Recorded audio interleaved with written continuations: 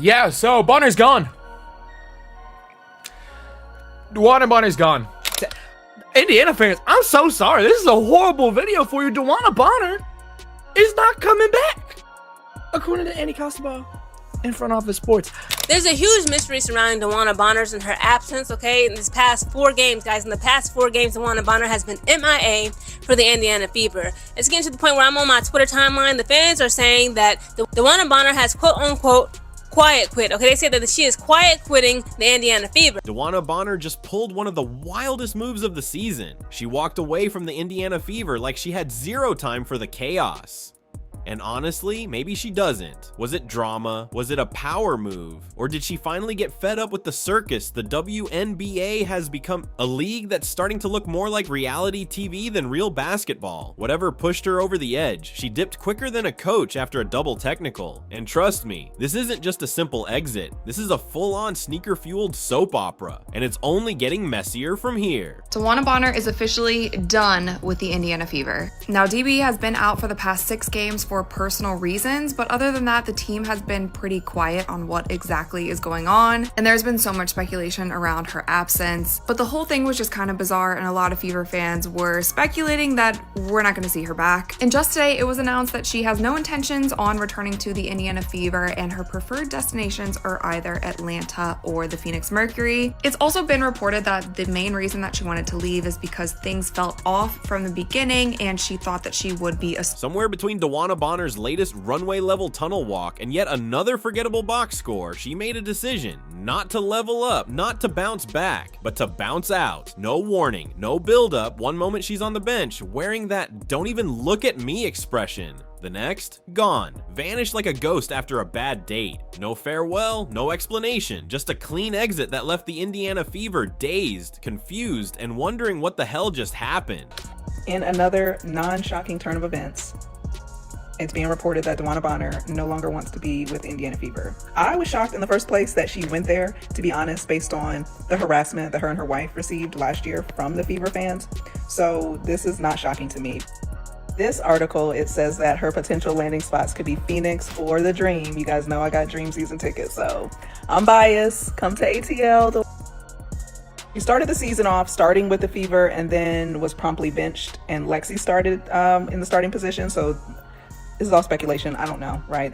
But let's not act like this was about mental health or some peaceful reset in Bali. This wasn't self-care. This was classic, if I'm not starting, I'm out. DeWanna Bonner didn't want to fight for her spot. She wanted it handed to her. And when the Indiana Fever offered her a nice, warm seat on the bench instead of a place in the starting 5, she didn't just sulk, she exploded. This wasn't about competition, this was about ego. And the second she realized she wasn't getting special treatment, she pulled the plug and bailed. Of course, the DeWanna Bonner news would come out while I'm out. But I can't say that it caught me by surprise, because it certainly didn't. Now, in the grand scheme of things, it's surprising. DeWanna Bonner signs a free agent contract with the Indiana Fever. And after a handful of games, once a Fever exit, apparently. And that is a strange situation, right? Because she was embraced. She had her achievement at the beginning of the season, moving up the scoring ranks. They were referring to her as Mama Bear in training camp, and now all of a sudden that has fallen apart. She was out of the starting lineup, hadn't really produced that much, particularly on the offensive end. And this right now, Indiana's front office is probably still in shock, trying to figure out how DeWanna Bonner managed to serve up a metaphorical breakup notice in the middle of practice. This was the same team that gave her a shot to revive whatever spark was left in her so-called veteran glow-up, only to get hit with an ego meltdown so massive NASA could have tracked it from orbit. And she didn't just leave. She strutted out like it was a red carpet moment, only without the trophies, without the cheers, and definitely without the respect. But I see a lot of Fever fans being very negative towards DB, talking about I never seen someone take so much personal time off, and who takes personal time off? I don't know if you're not family origin. I don't know if you may hate your family, but family comes first over everything. Okay? I don't know, maybe you're not family origin, but family comes first. If she having issues and stuff going on with her family, how about we pray about it, okay? She's a human being. Stuff happens to them just like shit happens to us. Life be lifing. They have heart. They have shit happen to them just like shit happened to us. So let's not do that. So where's DeWanna Bonner headed now? Apparently she's trying to build a WNBA super team, like she's putting together Destiny's Child, the washed up edition. And of course she's eyeing Atlanta, because when in doubt, washed stars head to the A, the unofficial rehab center for careers craving one last spotlight. But wait, it gets better. She reportedly wants to team up with Brittany Griner. Yes, the same Brittany Griner who's still working through her own redemption arc. That duo sounds less like a basketball pairing and more like a buddy cop movie where no one actually makes arrests. They just throw shade in Instagram captions and subtweet their teammates. Bonner seems to think that riding shotgun next to Greener and dropping a few triple single stat lines will somehow rebuild her legacy. It's like two retired pop stars going on a nostalgia tour to pay off their bad real estate deals. But here's the real twist. DeWanna didn't just leave Indiana. She turned on Caitlin Clark like flipping a switch. One day, she's the wise veteran mentor, clapping on the bench and playing big sister. Next day, she's acting like Caitlin's existence is some kind of personal attack on the game. It's like Bonner woke up, saw Clark on a Wheaties box, and decided that was her villain origin story. Forget the fact that Caitlin is dragging the entire WNBA into the spotlight with pure star power. Nope, Bonner's ego couldn't handle the spotlight shifting even an inch away from her. So DeWanna Bonner pulls one of the weakest moves in sports history and quits on the Indiana Fever, not even halfway through the season, man. Your ass couldn't hit the fucking side of a barn and was stinking it up every game, and you're mad about a starting spot or some bullshit? Completely lost all respect for your punk ass, man. And now your preferred destination is the Phoenix Mercury in the Dream. Oh, what? So you can go back with Alyssa Thomas and Scissor?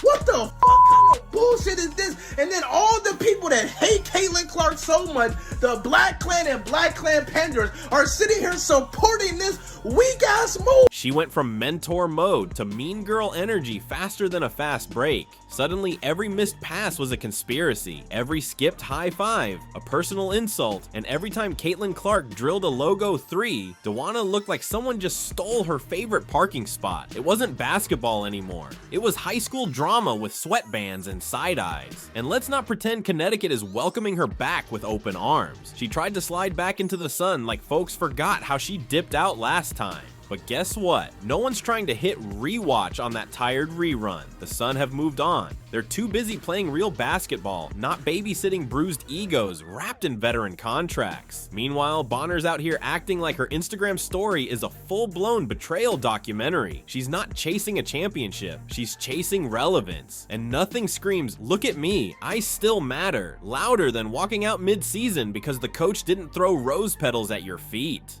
DeWanna wanted to walk into that locker room and be treated like royalty. Forgetting one thing, royalty earns the crown. But nah, effort wasn't on her schedule. She came with a throne-sized ego and a PhD in entitlement. Now, some people have been saying that her banner has been taken down.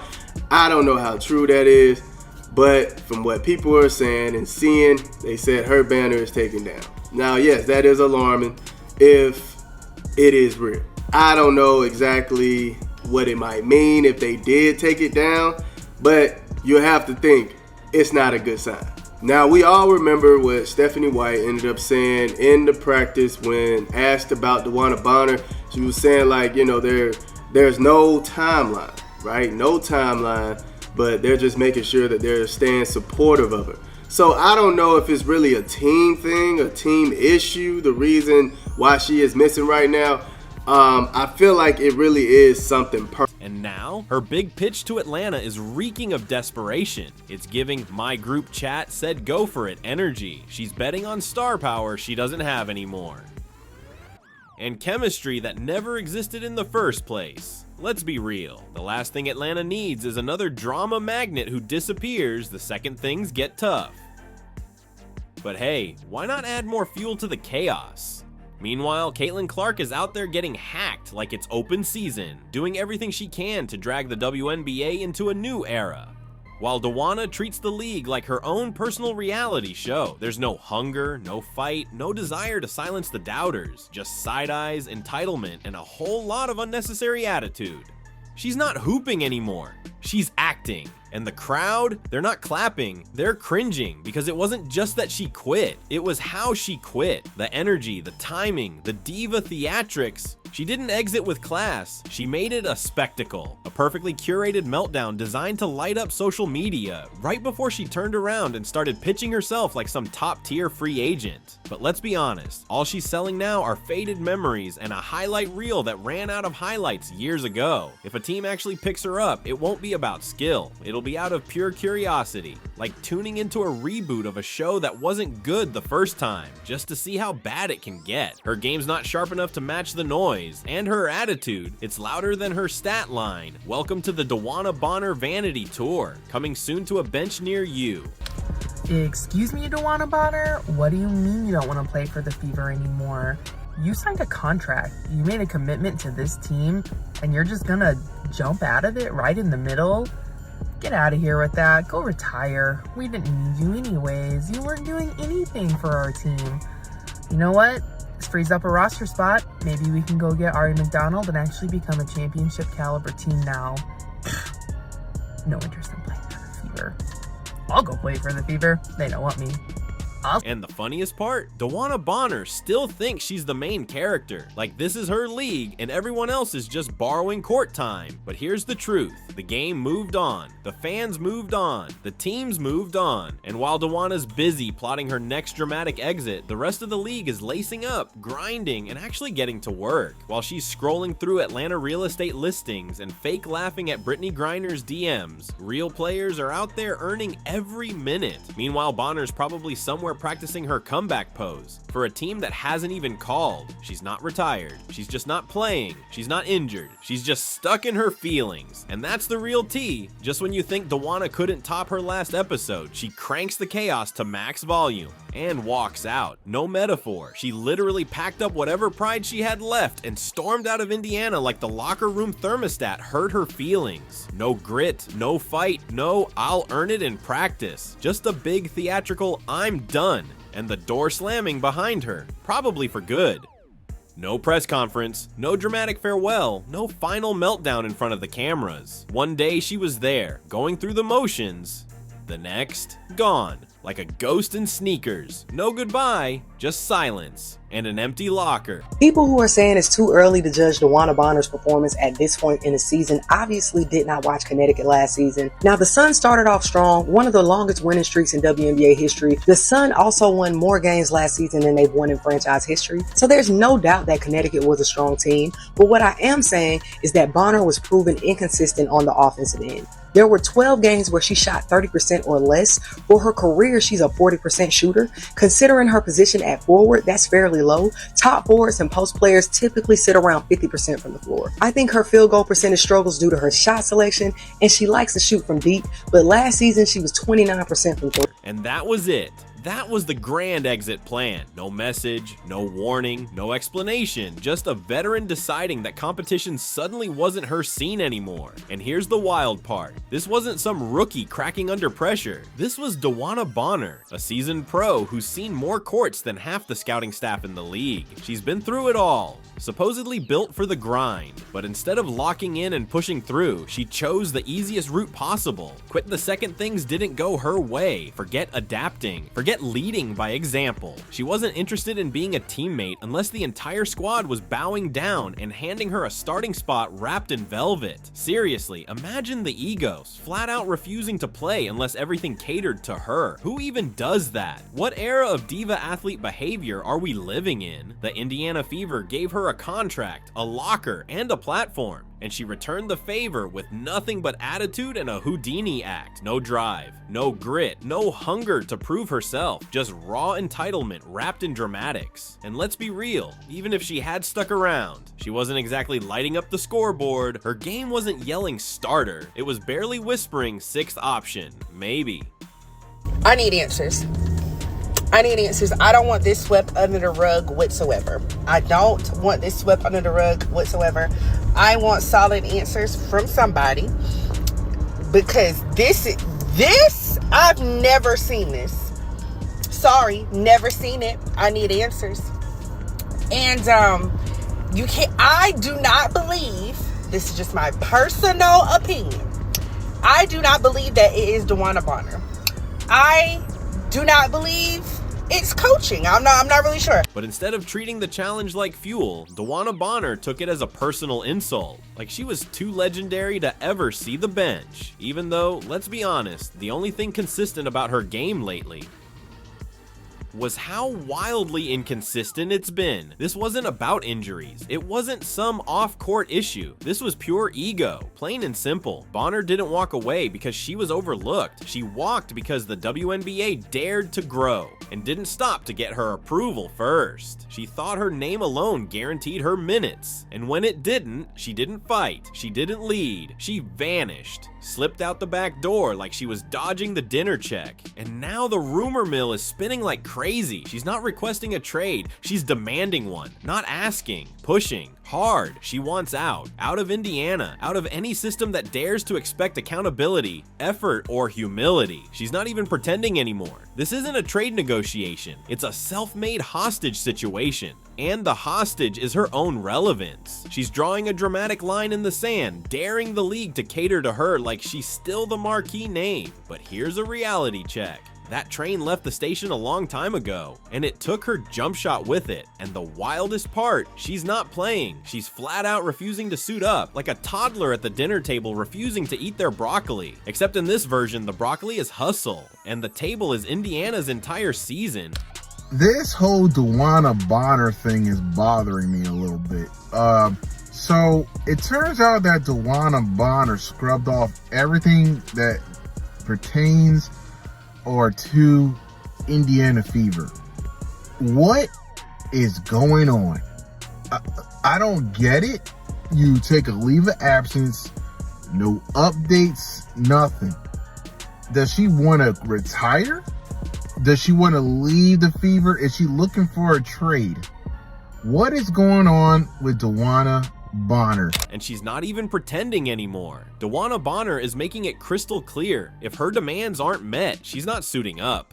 This isn't player empowerment, it's professional level pouting. Imagine trying to build a winning culture in Indiana while Bonner's backstage stirring up soap opera level drama. You're working on rotations and building chemistry, and she's out here playing emotional chess like it's the WNBA version of Days of Our Lives. You ask for effort, she drains the room. You ask for unity, she brings division. And the wild part, she's not even touching the court. Let's keep it real. DeWanna Bonner is never playing for the Fever again. That bridge, it's not burned, it's a crater. Indiana's not hoping for a call. They've probably already replaced her locker with a potted plant and a rookie who actually wants to hustle. But somehow she still thinks she's holding all the cards. Like teams are lining up to welcome her brand of chaos, like it's some kind of limited edition. She wants a trade. But what franchise is willingly importing a walking PR disaster? No coach wants to deal with eye rolls in practice and disappearing acts before warm-ups. Still, she's got her sights set on Atlanta. Because of course she does. Every WNBA drama arc eventually leads to Atlanta, and now she's dreaming of teaming up with Brittany Griner, as if that pairing is going to resurrect her legacy. But here's the reality. Changing area codes doesn't erase what she pulled in Indiana. You can't storm out of a franchise like it's a bad blind date and expect a warm welcome somewhere else. Atlanta doesn't need another "I'm not feeling it today" player, and Griner, bless her, may not be ready for the unpredictable storm that is Bonner's emotional roller coaster. And if anyone's hoping this wraps with a clean trade or redemption arc, be serious. This isn't a comeback story. It's a meltdown in slow motion. Bonner's not just skipping games. She's waging war on effort and accountability. No warning, no farewell, no gratitude. One day she was stretching in the corner, the next, gone without a trace. She ghosted Indiana like the city owed her something, and now she's out here acting like a 5-star free agent, while most teams would rather sign a traffic cone. At least those don't come with mood swings and Instagram drama.